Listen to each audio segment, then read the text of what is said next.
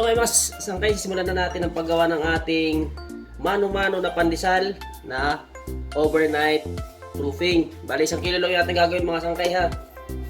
Dahil marami nagtatanong sa sa pampalsa ko sa overnight proofing nating pandesal. So ayan, bali ang ating asukal ay 200 grams lang. Asin, powder milk, butter, vanilya. Maglalagay ako ng 2 takip o kaya 2 tablespoon. Next, tubig. Shortening.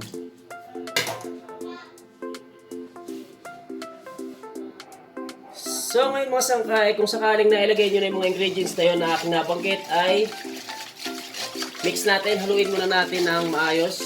Kailangan matunaw natin yung asukal at saka yung asin na ating linagay. At napakita ko sa inyo, ayan, bali nagmamasa tayo ngayon ng 4:54 PM. So ayan po yung ating pagmamasa mga sangkay ha. Bali bukas pa natin ito ng madaling araw lulutuin. So ayan po yung ating oras, 4:54 PM.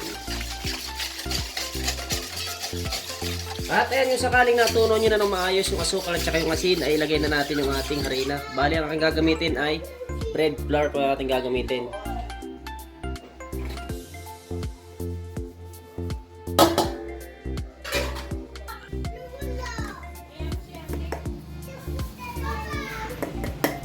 Ayan, bali haluin muna natin.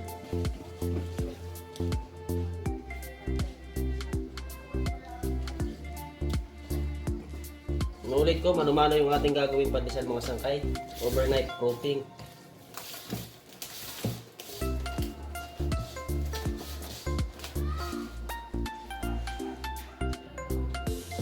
At ayan na yung ating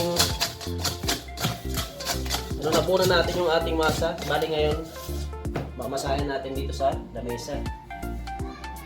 Hindi tayo gagamit ng makina. At meron tayong 1/4 cup na mantika. So, abangan nyo po kung paano natin gagawin itong o saan natin gagawin itong ating 1/4 cup na mantika. Bali ang ating pagpapakinis mga sangkay ay ganito mo po yung ating gagawin. Ang tawagin to dati sa pinapasukan ko ay bagnod. Ganito yung pagpapakinis namin doon.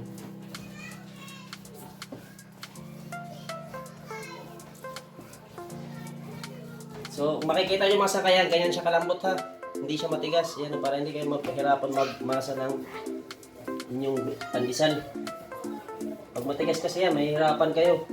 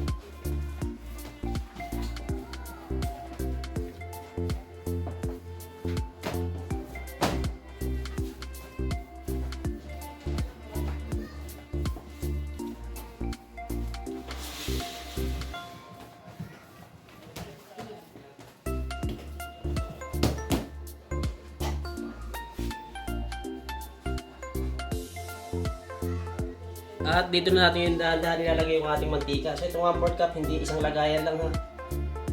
Dahan-dahan lang natin ito ilalagay hanggang sa maubos. Pag naglagay kayo ng konti, masahin ulit.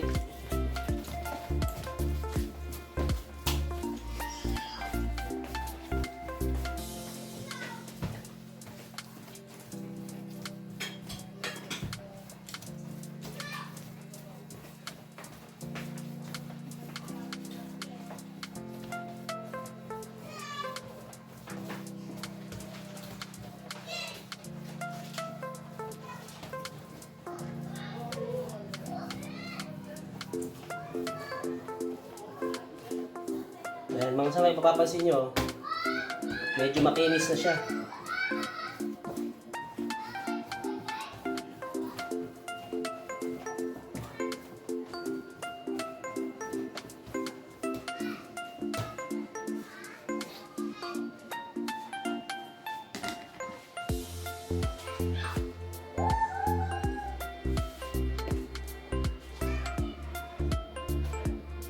Lagay tayo ulit.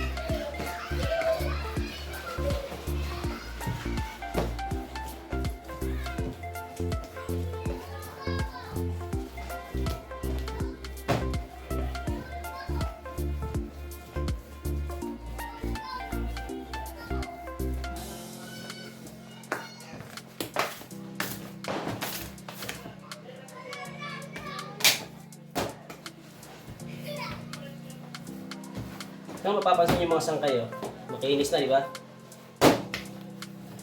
Ganyan ang pagpapakinis ng ating masa. Yan. Ito na yung natitira natin mantika. Balik-balik. Ubusin na natin. Oh, kinis na siya. Oh. So, ganyan yung ating pandesal. Dapat.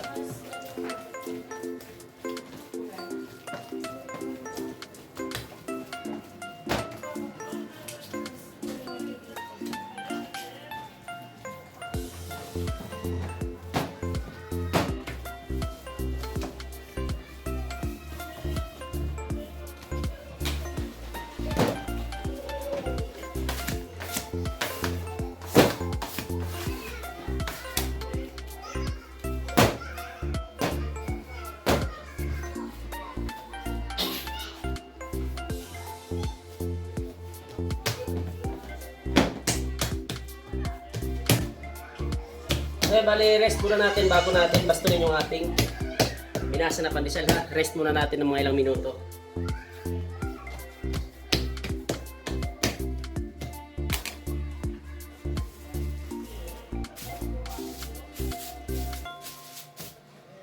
Balikan na natin, bali na-rest ko lamang ng 15 minutes. Babastunin na natin. Bali kailangan na natin ng breadcrumbs.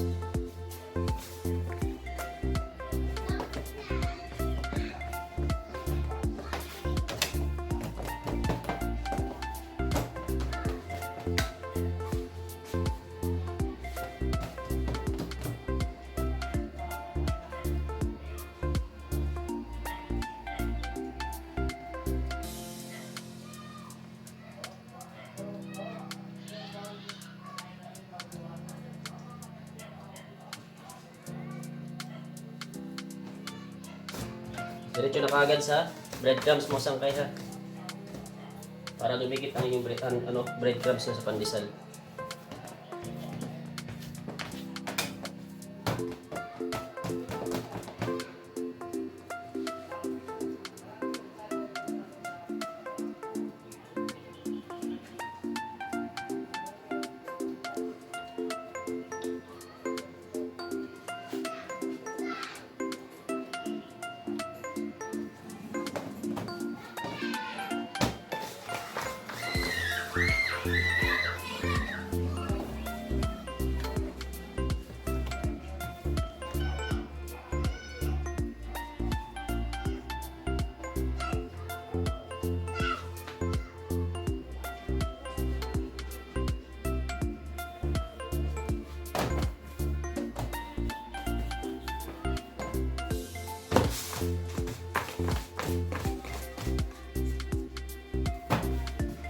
pag nabasto na natin, cut na po natin kaagad.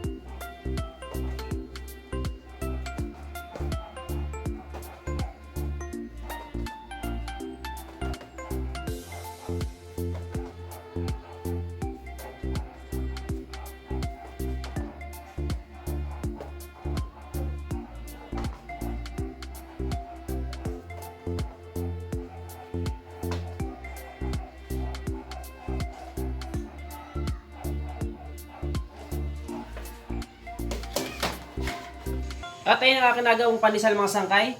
So meron na akong almusal bukas. Yan, 1 kilo yung aking almusal bukas na pandesal. So yan, abangan na lamang po yung ating pagluluto nito mamayang madaling araw. So bale, marami-rami rin to. Pag almusal, hindi ko ito maubos dahil magbibigay din ako nito sa kabilang bahay namin. Yan. So, ito po yung ating overnight proofing na pandesal. Okay?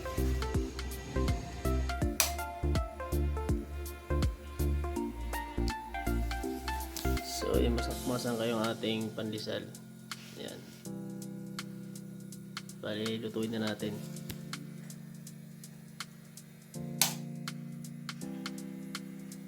So, yun ang mga sangkay ang ating pandesal. Yan. Yan, lutuin na natin. 3:53 AM.